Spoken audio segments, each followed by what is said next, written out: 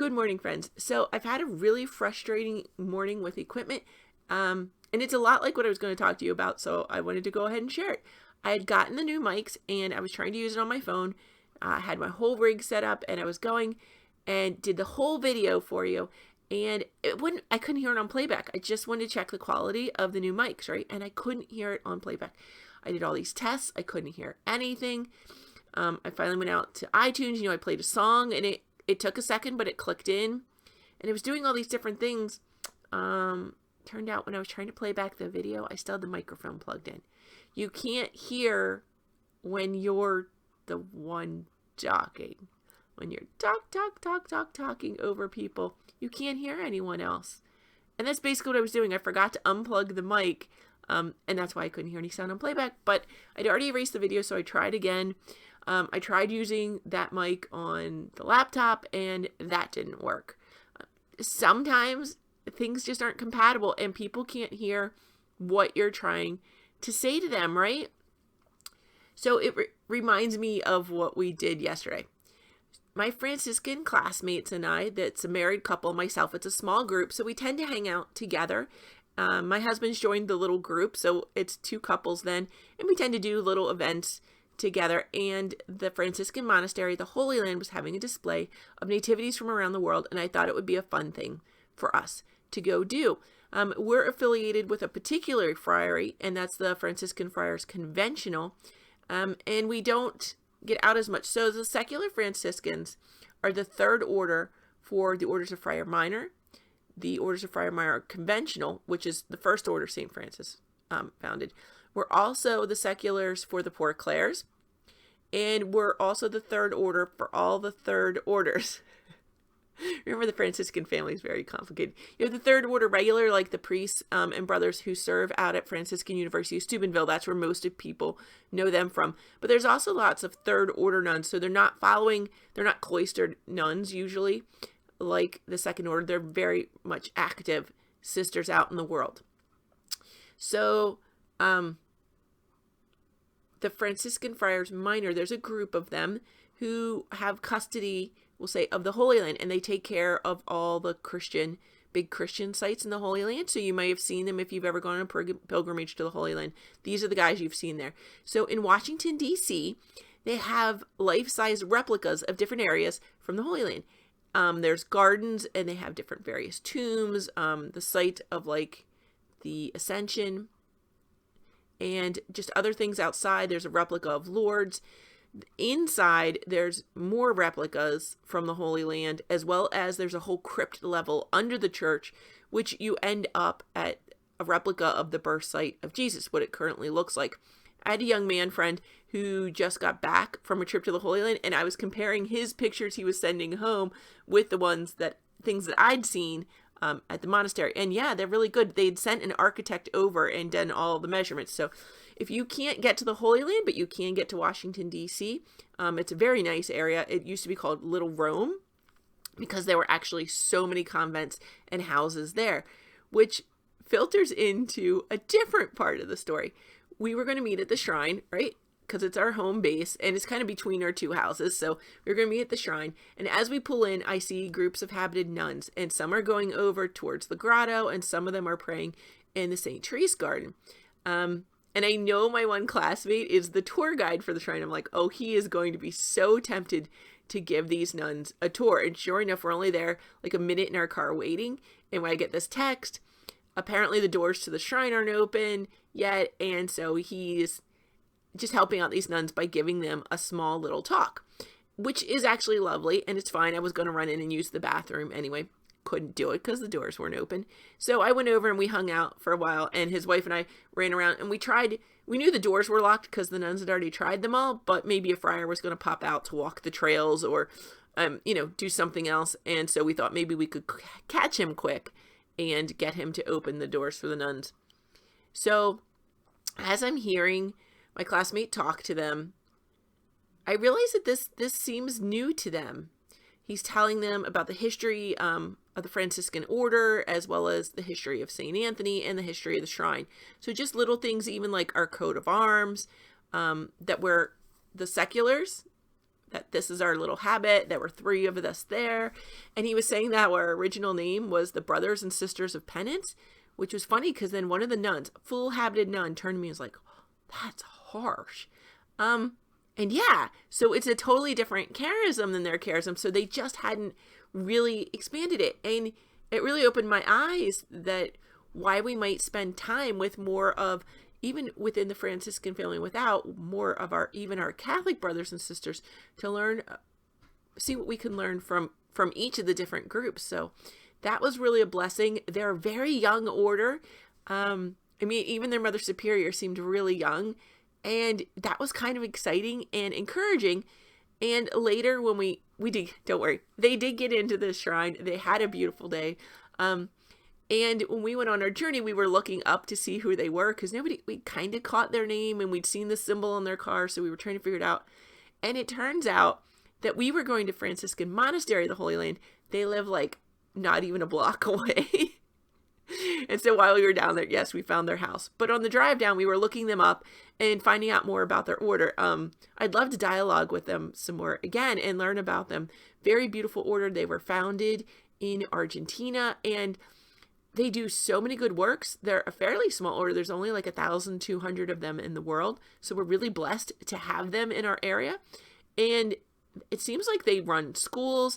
They help out in nursing homes. They help out in CCD programs. They help out in parish missions if you have one. They like to help priests if they're doing Ignatian spiritual retreats. They do so much. It was like, wow, it's a really beautiful order. So I would like to dialogue with them more.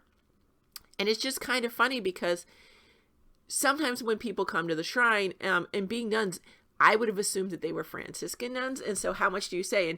And yeah, my friend who was doing the tour he was kind of like feeling them out to find out, do I keep going on about Franciscan history, or do they know Franciscan history?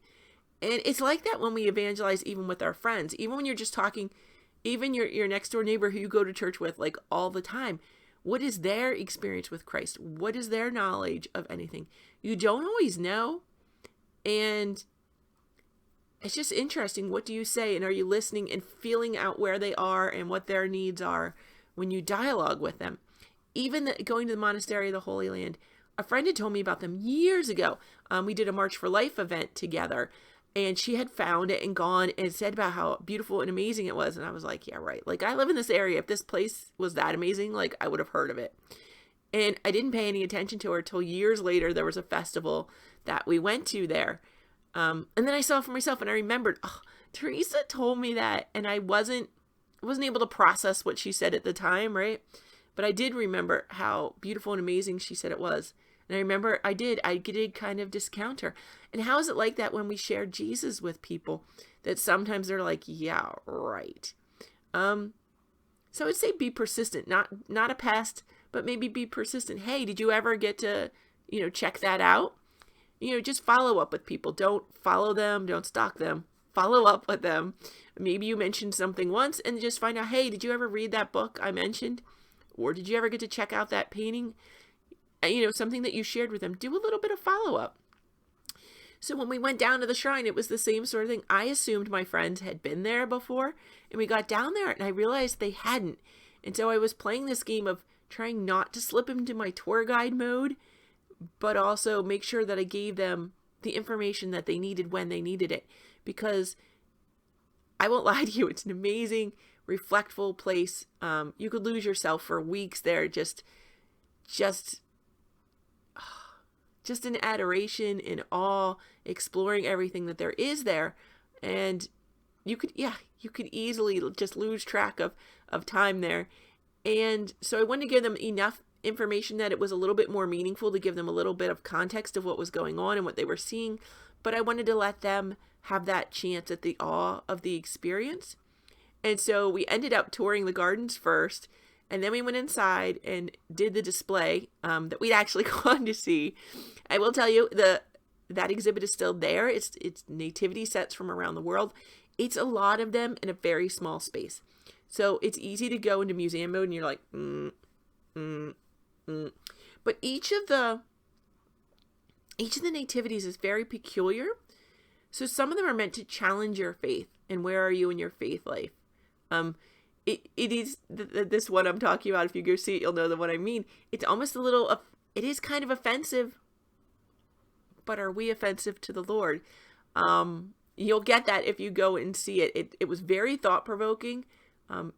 In a way, it was irreverent, but I got what they were going for there. And some of them are very specific to a particular culture. So some showed joy, some showed penance, some really emphasized the craftsmanship and natural materials of that particular land. So I invite you to really take time with that exhibit.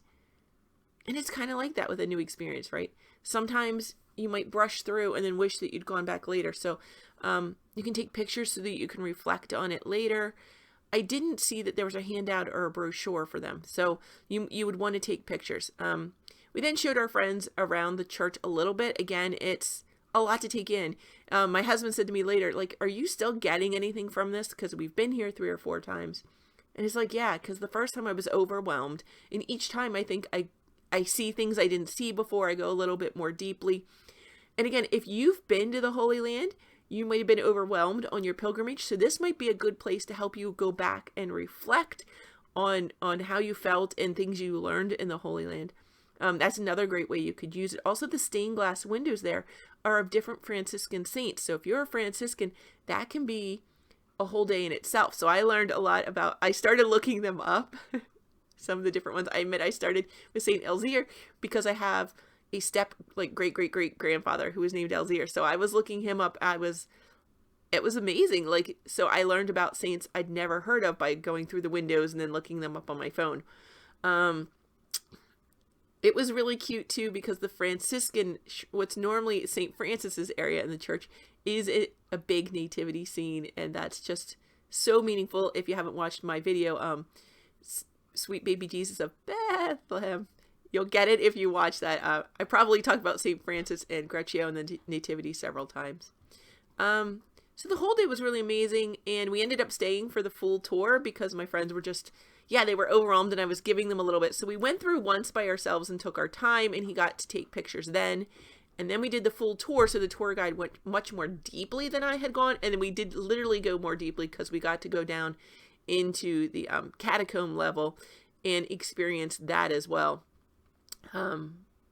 Beautiful. It was a beautiful day, and it just really made me think about evangelization and even just discussing Christ with my friends who already are Christians or Catholic, how we evangelize each other and how we're that light for each other. Sometimes we might overwhelm them and need to give them time. Sometimes we may not give them quite all the information they need and they go searching for it elsewhere.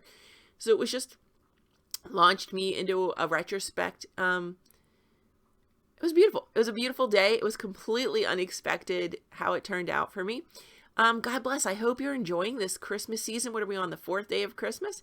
So God bless. I want to let you know there's a new playlist on the channel. It's called The Reluctant Husband. He's just reluctant because he's not quite ready to have his own channel, but there's some goofy videos and stuff that we're posting over there that are not really specific to this playlist. It's not about our blooming Catholic life. Some of them are just good old-fashioned fun between a husband and wife. It's pretty goofy. And I'm going to start a new playlist too and put my animal videos, separate them out and put them over there so I'm not overwhelming you with that content as well. So there's going to be at least 3 different playlists. I know I've got a bunch of education videos on here as well. My first master's was in education. So I guess that's about it, friends. God bless. Enjoy your Christmas break if you've got it. If not, we're praying for you. We're praying for you either way. God bless. Don't forget to like, share, and subscribe this content. Ring the bell if you want to be notified when these post. And, sorry. And check out some of our other videos. God bless. Bye.